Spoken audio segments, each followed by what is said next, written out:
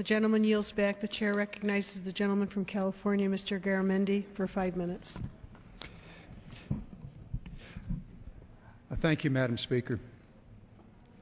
I was just kind of curious about which one of those EPA regulations that my colleague was talking about. Perhaps it's the one that would prevent the emission of mercury into the air or arsenic into the water. Maybe they want to poison the air and the water. Maybe that's what they're looking at. Or the SEC regulation that would bring to heel Wall Street and all of its excesses, which just about terminated the economies of the world. Maybe those are the regulations they don't want to see. In any case, what I'd really like to talk about here is the negotiations that are underway to deal with the looming crisis of the debt. The President of the United States has said, okay, let's not kick the can down the road any further. Let's deal with this issue, and has proposed a $4 trillion solution.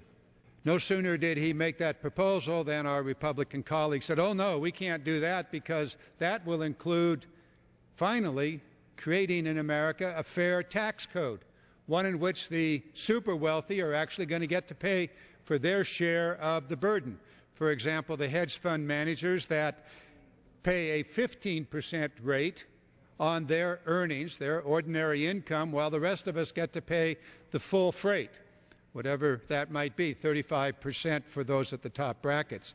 But no, we can't give that. We can't deal with that problem, so we can't have a $4 trillion solution.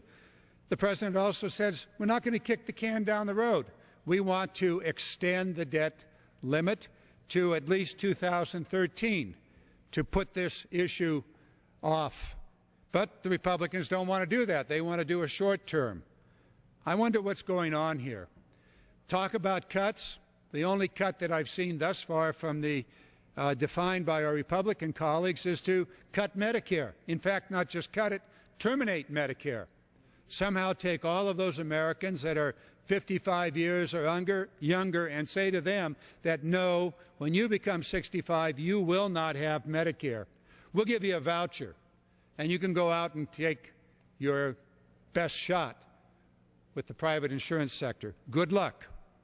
I was insurance commissioner. I know what those private insurance companies will do. They'll deny you benefits, deny you coverage, and they will tell the doctor exactly what you might actually receive in terms of health care. Doesn't make much sense to me. I think we need to support the President in this matter. I think we need a balanced approach here, one in which the wealthy finally get to pay their fair share, in which the oil companies no longer receive our hard-earned tax dollars so that they can have their $4 billion subsidy. I think it's time, as we heard earlier from our colleagues, that it's time to end the wars. We end the war in Afghanistan, we could, over the next 4 or 5 years, have $1/3 of $1 trillion reduction in our deficit. There are many things that can be done, but one thing we will not do is to attack Social Security. Social Security and Medicare are the foundation of support for all Americans. When they become old, 65 and older, they know that they have that benefit available to them, and Medicare works. Medicare is actually far more efficient than any private health insurance system.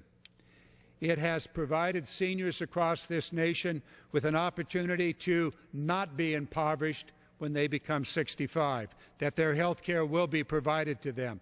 It has allowed for the extension of their lives. It has reduced the poverty rate. Together with Social Security, these are two of the foundations that we have promised every American, that when they become 65, they will not face poverty. They will have a foundation.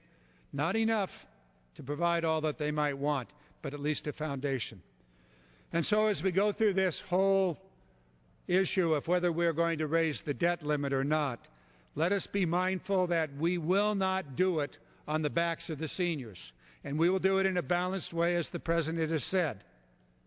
We will provide for a fair tax code in which the super wealthy pay their fair share, in which corporations are no longer able to evade taxes, in which the oil companies no longer will receive our hard-earned tax dollars so that they can have even greater profits. And let us be mindful that the oil industry itself over the last 10 years has had, the top 5 oil companies have had over $1 trillion of profits.